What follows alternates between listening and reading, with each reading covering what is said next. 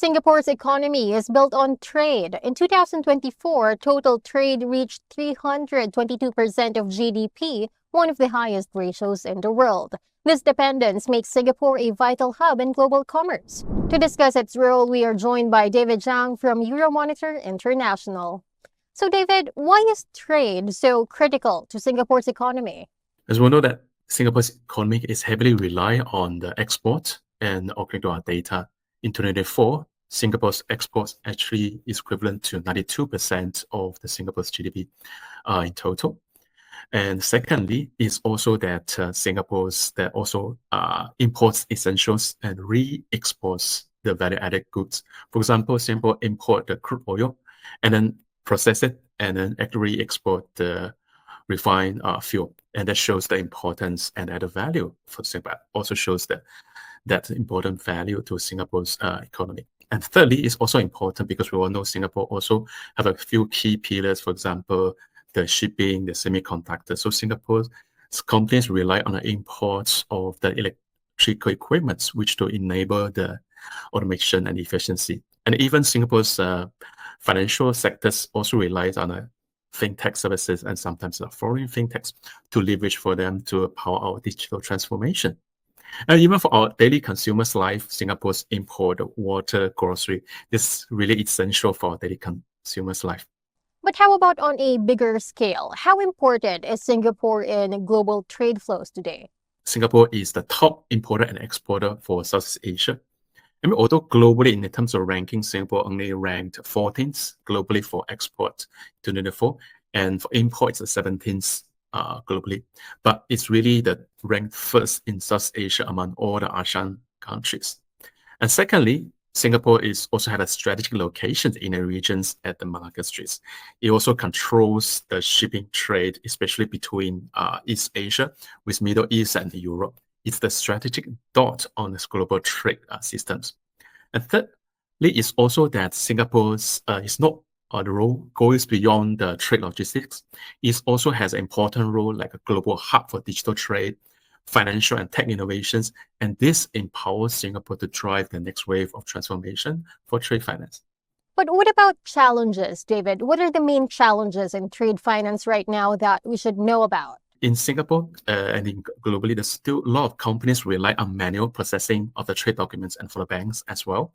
And this is time-consuming, not scalable, and also very prone to the errors. And secondly, it's also important thing is many SMEs have a lot of gaps for the trade financing because they typically are new to credit or crediting, especially those who are newly expanded to Singapore. So based on our research, it shows that globally, there are 65% of the businesses emphasize that trade financing is critical to maintain their daily operations for trade. And our data show that in Singapore and Asia Pacific, the numbers is even higher. Thirdly, with the growing technologies that the financial crimes have been leveraging techniques such as phishing, deepfakes, and that poses a strong threat and challenges for Singapore's companies and banks to address those. And fourthly, we also believe that the company banks have to address the challenges for this kind of unpredictable tariff and geopolitical tensions. And this really impact on the liquidity as well as for the trade logistics. So without trade automations, it's really manual, not scalable.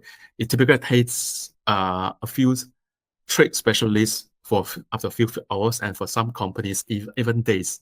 It's really a big challenge for us. Now that you've mentioned automation and technology, how can we leverage such to enhance risk management and efficiency in trade finance? We can leverage fintechs, for example, like TradeStream, TradeSound, and Clear, etc., to power the automated document screenings, go through the credit decisioning, risk management, such as sanction lists, as well as for other type of risk compliance, etc.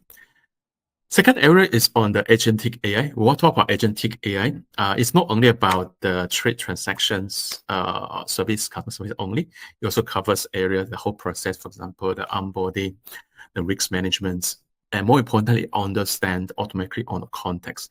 It learns depths even faster than humans do.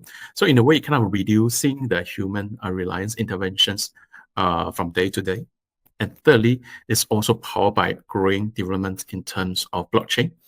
We have talked about the kind of stable coins and other kind of cryptocurrency. And more importantly, the blockchain powered commercial trade finance is also important, that especially in areas of conditional program payments, as well as smart contracts. So it's really improve the security and minimize the risk.